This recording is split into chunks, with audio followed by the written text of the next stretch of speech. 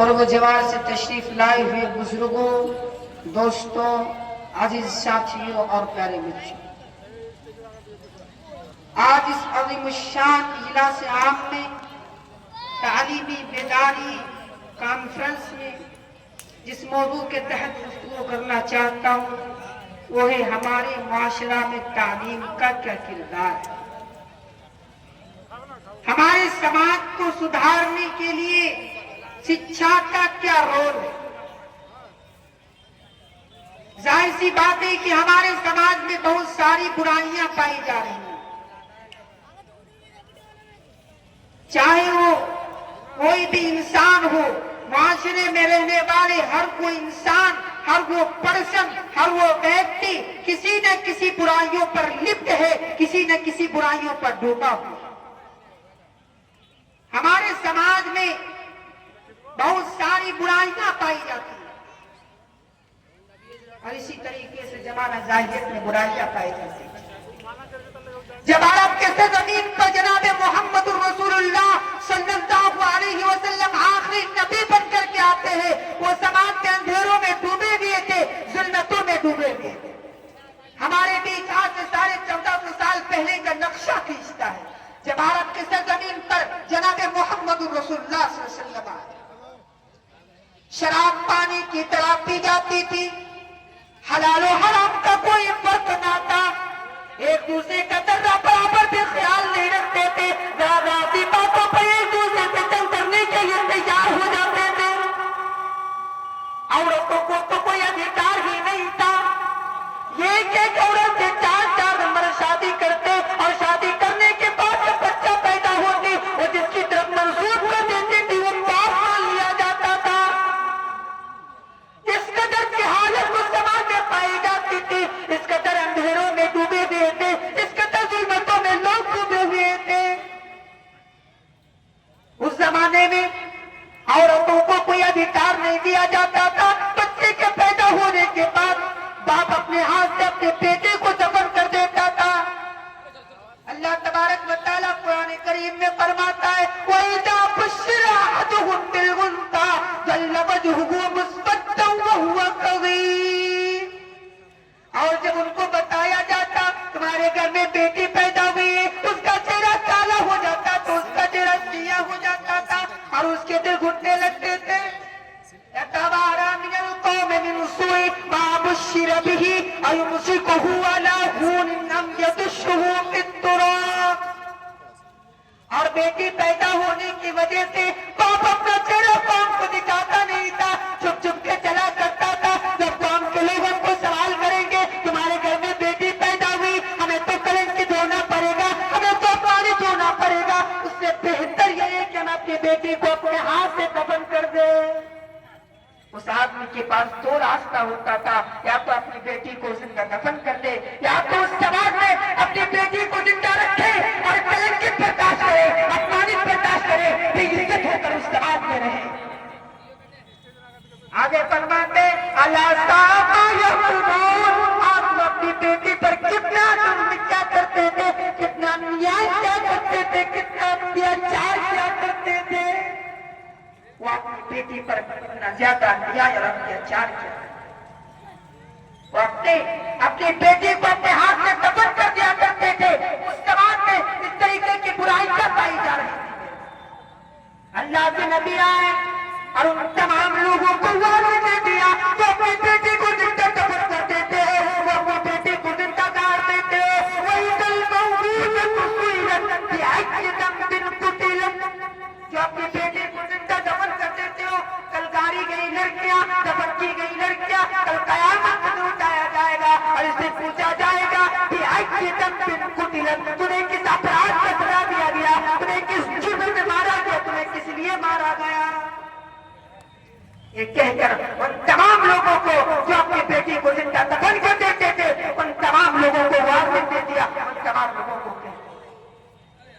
اس زمانے میں شراب کثرت سے پی جاتی تھی، صحابہ اکرام کے دسترخوان میں شراب شامل تھی، اس کے سبھیتا میں، اس کی سنسکرتی میں، اس کے کلچر میں شراب شامل تھی۔ جیسے سورہ مائدہ کی آیت اللہ کے رسول سناتے یا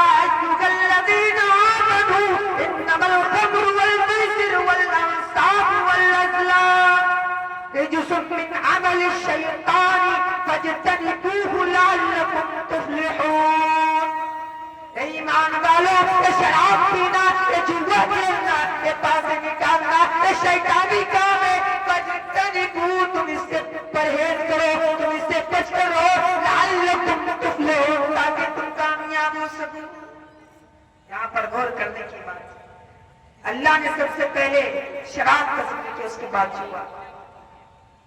ابھی ہمارے ہندو مذہب کے یہاں پر ایک دیوالی آئی، دیوالی میں ایک دن ان کے یہاں پر شراب پیتے ہیں اور شراب پی کر جوا کھیلتے ہیں، اور جوا کھیلنے کے بعد اس کا مانیتا ہے اگر ہم اس سے جیت جاتے ہیں پورے سال تک ہم جیتیں گے۔ میرے بھائی اس نے بیان کیا کہ شراب پینے کے بعد انسان غلط چیزوں میں ملوث ہو جاتے ہیں، غلط چیز کرنے لگتے ہیں۔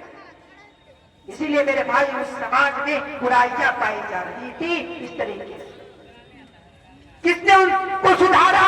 یہی تعلیم ہے، یہی شکشا ہے۔ اللہ تبارک و تعالیٰ نے ان کو پڑھ پڑھ کے سنایا، ان کو سدھارا، ظلمتوں سے نکالا، اندھیروں سے نکالا۔ میرے بھائی آج ہمارے سماج میں بھی ہر وہ ویکتی کسی نہ کسی برائیوں پر ملوث ہے، کسی نہ کسی برائیوں پر ڈوبا ہوا ہے۔ بچوں سے لے کر کے بوڑھوں تک، مردوں سے لے کر کے عورتوں تک، ہر کوئی کسی نہ کسی برائیوں پر ڈوبا ہوا ہے۔ اس برائیوں کو مٹایا کیسے جائے، اس کو ختم کیسے کیا جائے؟ ایک بات یاد رکھیے میرے بھائیوں، سماج اور معاشرے میں جتنی تیزی سے برائیاں پھیلتی چلی جا رہی ہے، کسی انسان کو جتنی تگڑی بیماری کا شکار ہوتا ہے اتنی زیادہ اس کو تگڑی اینٹی بایوٹک دی جاتی ہے اس کے بیمار کو سدھار کرنے کے لیے۔ ہمارے سماج میں بڑی سے بڑی خرابی ہے، برائی ہے۔ اس برائی کو سدھارنے کے لیے اگر دنیا میں اینٹی بایوٹک ہے یا مدرسہ ہے تو ہمارے پاس تعلیم بچا ہوا ہے، شکشا بچا ہوا ہے، ایجوکیشن بچا ہوا ہے۔ ایجوکیشن کے بغیر ہم سماج کو، معاشرے کو سدھارنا امپاسبل ہے، اس کو ہم سدھار نہیں سکتے۔ اگر ہم اپنے بچوں کو دینی تعلیم سے اگر ہم اس کو محروم رکھتے ہیں، اس کو دینی تعلیم اگر ہم نہیں دیتے ہیں، یاد رکھیے میرے بھائیوں، آنے والے زمانہ بہت ہی خطرناک کا دور آنے والا ہے، اور ہمارے پاس یہ خطرناک دور آئے گا میرے بھائیوں۔ ورنہ اس سے پہلے، وہ دن آنے سے پہلے، سب سے پہلے اپنے بچوں کو، اپنی بچیوں کو دینی تعلیم دلا دو تاکہ یہ سدھر جائیں، اپنی بچیوں کو۔ اور یہ تعلیم ہے جو انسان کو سنوار دیتا ہے، انسان کے دل کو منور کر دیتا ہے، انسان کو اپنے دل کا مقصد بتا دیتا ہے۔ اللہ نے تمہیں کس لیے پیدا کیا؟ اللہ کا مقصد کیا؟ وَمَا خَلَقْتُ الْجِنَّ وَالْإِنسَ إِلَّا لِيَعْبُدُونَ۔ اللہ تبارک و تعالیٰ فرماتا ہے میں نے جنات اور انسانوں کو میری بھی پرستش کے لیے پیدا کیا، میری بھی بھکتی کے لیے پیدا کیا، میری اپاسنا کے لیے پیدا کیا۔ ہم لوگ حدیث سنی ہوگی، طلب العلم فریضۃ علی کل مسلم، ہر مسلمان پر علم دین کے حاصل کرنا فرض قرار دیا گیا۔ کوئی آپشنل نہیں ہے، کوئی مستحب نہیں ہے، ہمارے لیے فرض قرار دیا گیا ہے، ہر مسلمان پر فرض کر دیا گیا ہے۔ شیخ الحدیث محمد بن عبد الوہاب نے اسے الوصول الثلاثہ کا نام دیا ہے، اپنے رب کی معرفت، اپنے نبی کی معرفت اور اپنے دین کی بنیادی معرفت۔ اور یہی دین ہے جسے شیخ الاسلام محمد بن عبد الوہاب نے الوصول الثلاثہ کا نام دیا، جسے یہ پتہ چل جائے، اپنے رب کی معرفت سے حاصل ہو جائے، اپنے دین کی بنیاد سے معرفت حاصل ہو جائے۔ اور یہ وہی سوال ہے، یہ وہی سوال ہے جسے ہمیں اور آپ کو فرشتے قبر میں پوچھے جائیں گے۔ اللہ تبارک و تعالیٰ سے دعا ہے، اللہ تبارک و تعالیٰ ہم تمام مسلمانوں کو اپنے بچے اور اپنے بچیوں کو تعلیم دینے کی توفیق عطا فرما۔ وآخر دعوانا الحمدللہ رب العالمین۔ السلام علیکم ورحمۃ اللہ وبرکاتہ۔